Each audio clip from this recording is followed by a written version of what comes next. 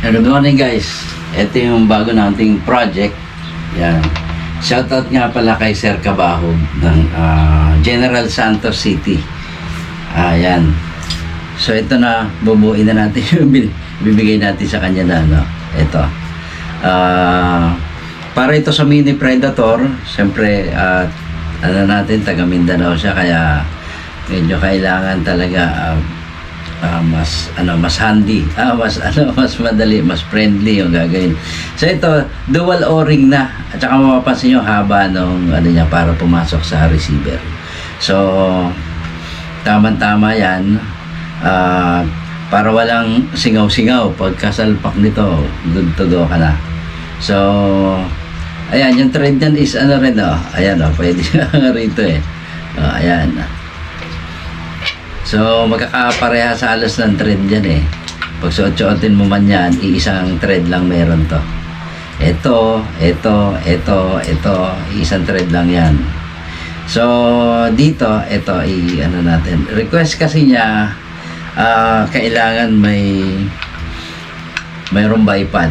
Ayan, kasi matatanggal yung railings niya. Ayan. So, sure na yan.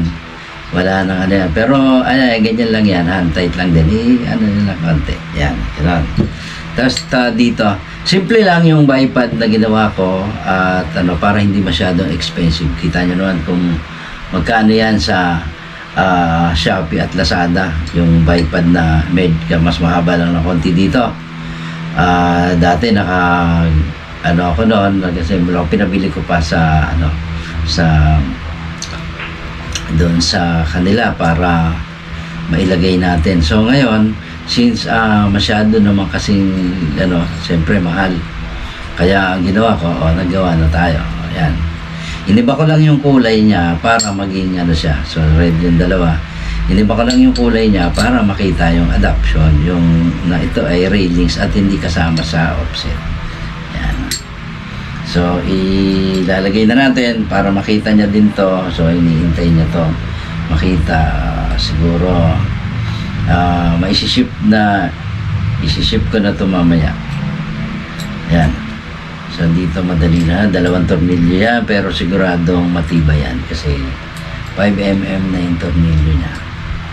So, medyo mataba na. So, ayan. Ayan. Hindi ko na masyadong hihigpitan kasi kakalasin niya pa to pag nagkabit siya ng regulator.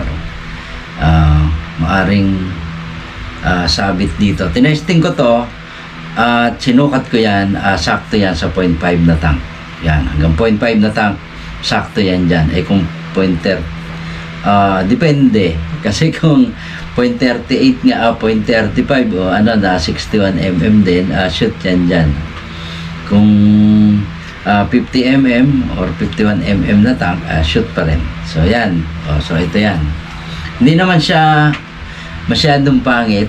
Hindi siya maganda. Hindi siya maganda. So yan. Ang importante dito, friendly talaga yung natin. Ibig sabihin, madali siyang i-mount. Puro hand tight yan. Ito pag dito, pag-usapan. Mula rito, pag kinabit mo sa receiver mo, hanggang dito, magkabit ka ng regulator mo, magkabit ka ng tank mo, puro hand tight yan. Wala po kayong, walang kang gagamitan ng wrench. Maliban dito, dito sa ilalim, pag nag-adapt ka. Sabi mo kasi ito, hindi mo pipihit ng kamay lang ito. Kailangan talaga, ayun, nakalubog pa yan. Kaya yan, shout out kay Sir Cabahog ng General Santos City. Ayan, magkikita na kayo ng iyong offset para sa iyong laruan. So hanggang dito na lang at meron pa tayong ibang gagawin. May ipapakita pa rin ako sa inyo na natin at meron tayong importanteng pupuntahan. Kailangan it is a must ngayong mga darating na araw. Meron tayong lalakarin na kailangan. Importante talaga natin magagawa dapat. Kaya ito, dito na lang. Maraming salamat po sa inyo lahat. Mabuhay po kayong lahat ng mga nasa ganitong hobby.